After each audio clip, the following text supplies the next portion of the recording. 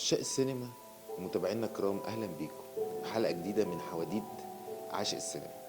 الحقيقه الحلقه دي عن استاذ اللي انا اشتغلت معاه، استاذ عظيم، مدير تصوير عظيم رحمه الله عليه، هو الاستاذ سمير بهزان. استاذ سمير بهزان طبعا مدير تصوير مصري، تخرج من كليه الفنون التطبيقيه واشتغل في المركز القومي للسينما، وكان اول افلامه الطويله سنه 93 مع المخرج خالد الحجر، احلام صغيره. ده كان فيلم روائي. استاذ سمير بهزان كان من مديرين التصوير المبدعين، ومن اهم افلامه يعني على سبيل الذكر مش الحصر باب الشمس واحكي يا شهرزاد. الحقيقه استاذ سمير بهزان اشتغل مع عدد كبير من المخرجين العظماء زي الاستاذ داود عبد السيد، زي الاستاذ محمد كامل الايوبي، وكتير غيرهم من المخرجين العظماء. الحقيقه الحلقه دي مهمه قوي ان انا اتكلم عن عمل انا ربنا كرمني واتشرفت ان انا اشتغلت فيه، هو فيلم ارض الخوف.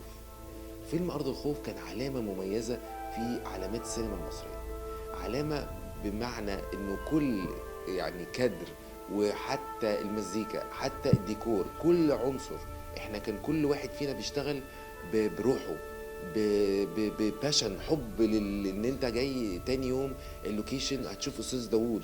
انا يعني من الحاجات الذكريات اللي لن انساها في الفيلم ده ان انا لما ترشحت الفيلم ده الحقيقه كمساعد الاستاذ سمير بهزان، كان مسؤوليه كبيره. من زمان كان مساعد المصور ده عليه مسؤوليه عظيمه جدا، انه بيشيل الخام المتصور اللي هو السينما ده، موضوع مقفول عليه وغرفه يعني لازم كله اسود في اسود، ولازم تبقى كل حاجه مقفوله، وبتنقلها من علبه الى الخام اللي هيتصور في الكاميرا. فكان مسؤوليه رهيبه. وبعدين مدير تصوير كبير زي الاستاذ سمير بهزان، ومخرج عظيم زي الاستاذ داود عبد السيد، يعني ما ينفعش تغلط اصلا. هي مش فكره انك تغلط، لا ما ينفعش تغلط، السينما ما فيهاش غلط، هي وان تيك، يعني هي المره هي المره. لو غلطت لازم تقول انا غلطت، لانه بعد كده الفضيحه على الشاشه الكبيره ملهاش حل. فالحقيقه كان من الاعمال الصعبه والجميله في حد ذاتها، لانه انا اتشرفت بالعمل مع ناس انت تحب تصحى الصبح عشان تروح لوكيشن. يعني انا فاكر من الاماكن العظيمه اللي صورنا فيها، مثلا صورنا جامع السلطان حسن، كان المشهد العظيم ما بين الاستاذ احمد زكي والعظيم عبد الرحمن ابو زهره. مشهد تاني عشان ما ننساش في الكلام، انه مثلا اول يوم انا رحت فيه التصوير كان اللوكيشن في كيمولاند، منطقه بعيده على اول طريق اسكندريه. وكان اللوكيشن اليوم ده اول يوم صعب جدا. استاذ داوود طالب مشهد فيه يعني تراك او شاريو اللي هو بيتحط على الكاميرا، القضيب بيتحط عليه الكاميرا ده، وبيشوف الممثل. في كان يوم، يعني اليوم ده كان ديكور كانه انه دخول احمد زكي او يحيى ابو دبور لعالم الجريمه بقى والعالم السفلي زي ما هم بيطلقوا عليه، او اطلق عليه استاذ داوود في الفيلم ده.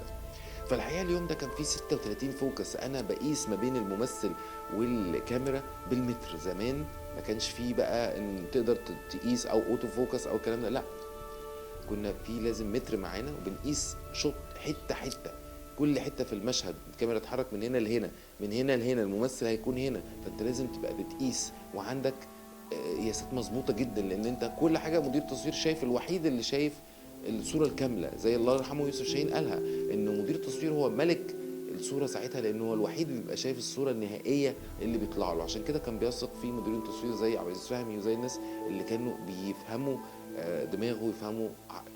المهم استاذ داوود عبد السيد من المخرجين دول ان انت تحب تصحى الصبح وتيجي اللوكيشن بتاع استاذ داوود عبد السيد. ليه؟ لانه الصبح بيجي هنبدع في ايه النهارده يعني. واللوكيشن لما تخيل لما تبقى فيه لوكيشن زي زينب خاتون او بيت الهراوي، فيعني المواضيع شيقة جدا وممتعة، حتى اللوكيشن، حتى تفكيرك في الكادرات. استاذ داوود لما بيجي يشرح لكل انسان، انا برضو مش عايز انسى كان معانا اشطر اسطوات اضاءة وكاميرا في مصر، عم حسن جاد، اشطر يعني عبقري الكاميرا يعني يوسف شاهين كان ما اشتغلش من غيره. وكمان رحمه الله عليه عم احمد عبد الرؤوف اللي اسطى الاضاءه العبقري، اللي كان بيترجم كل كلام وفكر استاذ سمير على الاضاءه. هو دي الفكره بقى، ان كل واحد فينا كعنصر فاعل بيعمل دور مهم وحيوي وبحب. انا عايز اكمل لكم حكايه في الاول خالص. انا يوم اللي هو الاولاني لما كان فيه 36 فوكس او كذا علامه للفوكس، الفوكس ده اللي هو الزغلله اللي انت بتشوفها في الكاميرا او في السينما، او تشوف فيلم مزغلل او لا، هو دي شغلتي زمان. ان هو انت شغلتك كمصور تظبط الكاميرا تقول لها كل حاجه مانيوال، مش زي دلوقتي كل شيء اوتوماتيك، لا كان مانيوال، لازم نقيس بمسافه ومتر وكده. المهم انا اليوم ده برغم انه كان يوم شاق جدا وخلصنا بعد 18 ساعه تصوير، انا كنت حريص جدا ان انا اخد الماتيريال كله ونطلع مع الانتاج على المعمل. زمان كان الماتيريال اللي بيتاخد بيطلع على المعمل، العلب المتصوره تاخدها مع الانتاج تروح المعمل عشان تتحمض وتطمن انه يعني الشغل تمام وزي الفل، بحيث انه ما يتهدش الديكور الا لما بيطمنوا انه الشغل كله يعني مفيش اي حاجه لا قدر الله ممكن يعني اي حاجه تحصل خارج ارادتنا يعني. بس في المهم اليوم ده انا ما انساش اني ما نمتش الا لما رحت وديت الماتيريال بنفسي واطمنت على الشغل، برغم ان كان عندنا شغل مثلا بعدها بست سبع ساعات. بس انا حرصت ان كل واحد في الفيلم فينا كان بيبقى نفس الحرص ده.